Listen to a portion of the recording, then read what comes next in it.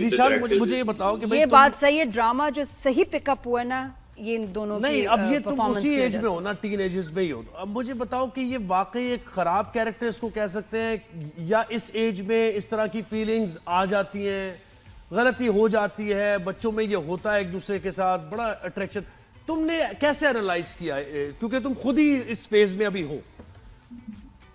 ये जो एज है वो ये है कि पेरेंट्स की बहुत नजर होनी चाहिए बच्चों पे, क्योंकि टीनेज एक ऐसी एज है जिसमें आने के या फिर बच्चा बिगड़ गया या फिर सुधर गया, उसके बाद ही उसकी लाइफ कैरी ऑन होती है। तो आपने ऐसे ड्रामा में देखा होगा कि स्पेशली एक सेकंड या थर्ड एपिसोड में सीन था जब वो दोस्त होते हैं ज़ीशान के और वो चाची के बारे में कुछ बकवास बात करते हैं। सो उससे यह पता चलता है कि मास्टर का कितना इम्पैक्ट पड़ा है इस किरदार पे, अपनी दोस्तों का वगैरह। And then about his father as well, like father की एक्टिविटीज भी रिफ्लेक्ट हो रही हैं इस पे, जो उसकी पर्सनैलिटी वो बच्चे पे रिफ्लेक्ट हो रही है। सो इसको जितनी यानी कि इसकी बुराई इसको कभी नहीं बताई गई, इसकी अच्छाई इसको बताई गई, गुड गुड गुड गुड, लेकिन बैड जो था वो नहीं बताया गया कि you bad in that, bad in that, bad in that. तो वो अगर आई बिलीव के लड़का हो या लड़की, आपको उनके साथ प्रॉपर बात करनी चाहिए, कम्युनिकेशन गैप नहीं होना चाहिए। हाँ, जो कम्युनिकेशन गैप बिल्कुल पेरेंट्स में होना चाहिए, communication gap I guess siblings में, आपके फ्रेंड्स में भी नहीं होना चाहिए, क्योंकि काफी चीजें जो शायद पेरेंट्स को अब नहीं शेयर कर सकते, वो उनके थ्रू आप बताते और फैमिलीज को कॉन्शियस रहना चाहिए कि ऐसा हो सकता है। तो आप हर वक्त जो है ना थोड़ा घबराए में रखें उनको कि जी बेटा ऐसी कभी बात नहीं होनी चाहिए, कभी ऐसी एक डिस्टेंस होना चाहिए बहरहाल। मतलब बड़े कॉन्शियस नहीं होते ना, वो रिलैक्स होते हैं, अरे भाई की तरह है, बहन की तरह है, लेकिन भाई बहन नहीं। वैसे नजिया मुझे बताएं कि डिस्टेंस होना चाहिए, बड़ों को, कजन्स तो एक दूसरे के साथ मिलकर बैठते हैं, बड़ों को उनको कॉन्शियस रखना चाहिए और एक नजर रखनी चाहिए। 100%। हाँ नजिया, है ना नजिया?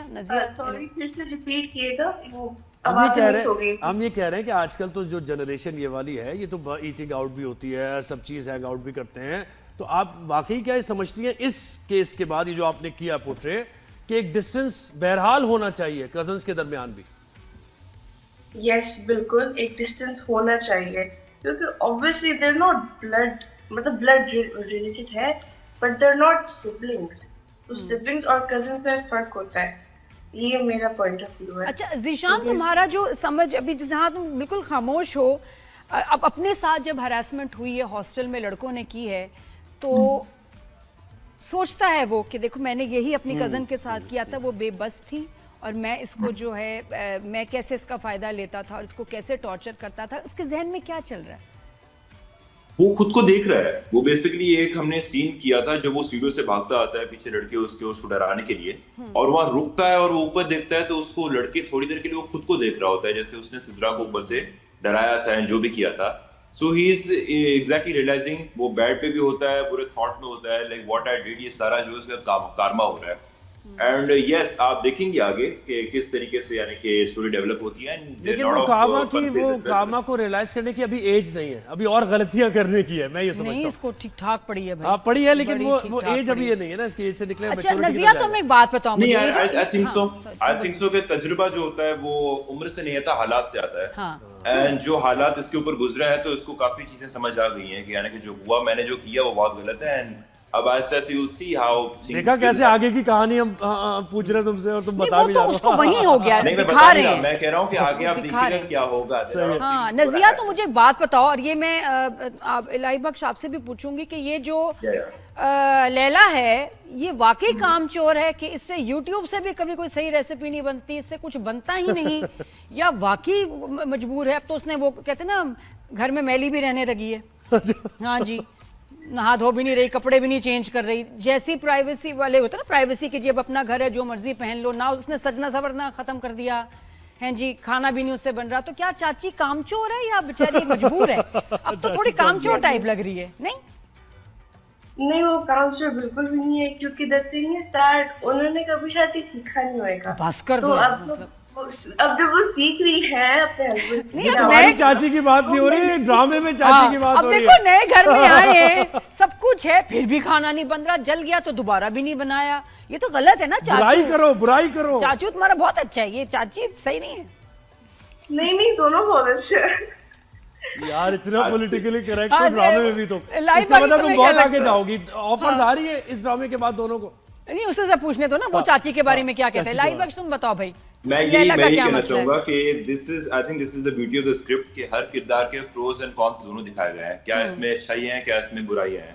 तो यस, यानी कि कभी ऐसा नहीं होता कि एक किरदार कंप्लीटली ग्रीन फ्लैग हो, उसके अंदर भी कुछ ना कुछ चीजें होती हैं जो बाद में प्रॉब्लम्स क्रिएट करती है। एंड यस, चाची की अपब्रिंगिंग ऐसी थी कि she was raised like a princess in a house, और अब उसको प्रॉब्लम्स हो रही हैं, उसको फेस आ रही है कि married life and the single life is complete different thing. And she is not a bad character, she wants to learn, but yes वो है चीज जो उसने कभी की नहीं है, तो उसको थोड़ी उसमें प्रॉब्लम आ रही है। उसको फोकस का प्रॉब्लम है थोड़ा सा ना, फोकस नहीं, खाना जल जाता है, हर चीज जल जाती है, तो फोकस का मसला है। But how do you balance education, पढ़ाई?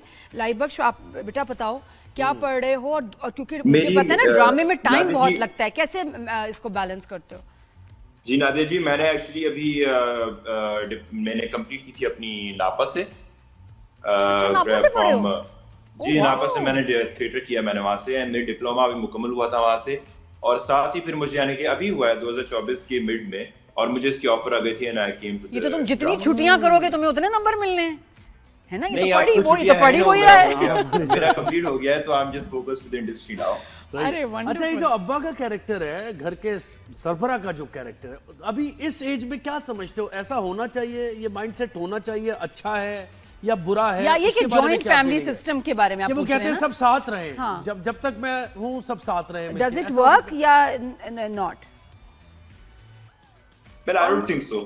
I don't think so it works. क्योंकि just because I grew up in a joint family as well. And जब मैं छोटा था तो मेरे दादा का इंतकाल हो गया था। My father often says कि ऐसा होना चाहिए था कि उस वक्त में ही, यानी कि चीजें अगर जब बड़ों के होते हुए चीजें मैनेज हो जाती हैं, बैलेंस हो जाती हैं ना, तो फिर बच्चों को या आने वाली जनरेशन को भी प्रॉब्लम फेस नहीं आती।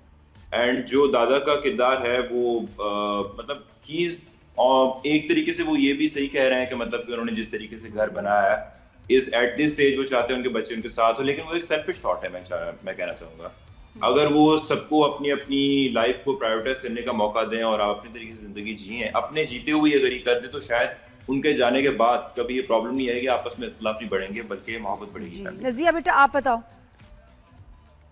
वेल आई थिंक एक चीज मतलब अगर जो नहीं है तो you shouldn't really forcefully try to कि वो साथ ही रहे।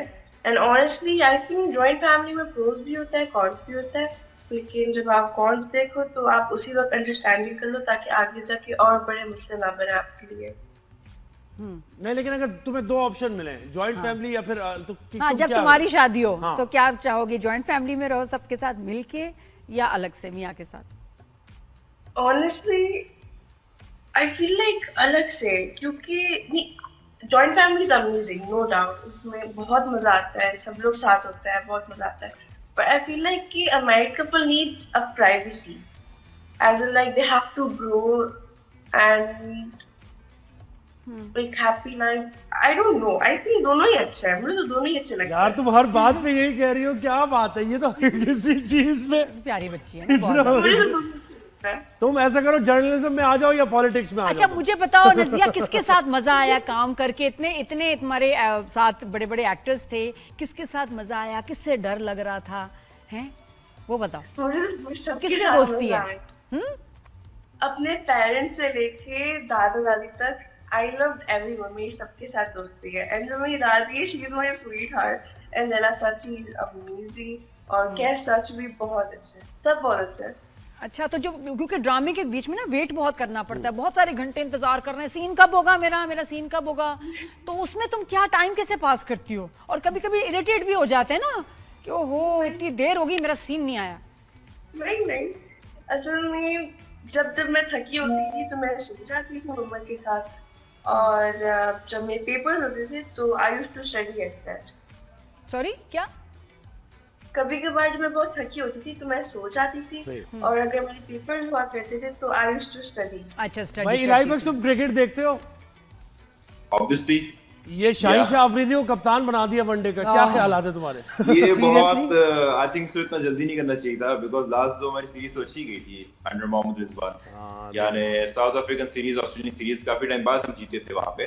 तो शुड हैव गिवन टाइम। अगर आप एक यानी कि चैंपियंस ट्रॉफी की बिना पे कप्तान चेंज करेंगे तो obviously it's not gonna work. अब आने वाले साल में आप देखेंगे फिर से कप्तान चेंज होते रहेंगे। सो इट्स बेटा फोन नंबर भेज देना इनको, मतलब ये भी चाचू की तरह है तुम्हारे, नंबर भेज देना, क्रिकेट की बाकी बातें ना बाद में। नहीं ना, मैं और नजिया बोर हो रहे हैं, सॉरी ब्रेक ले रहे हैं। बहुत शुक्रिया। थैंक यू सो मच बच्चों, आप लोगों को ऑल द बेस्ट।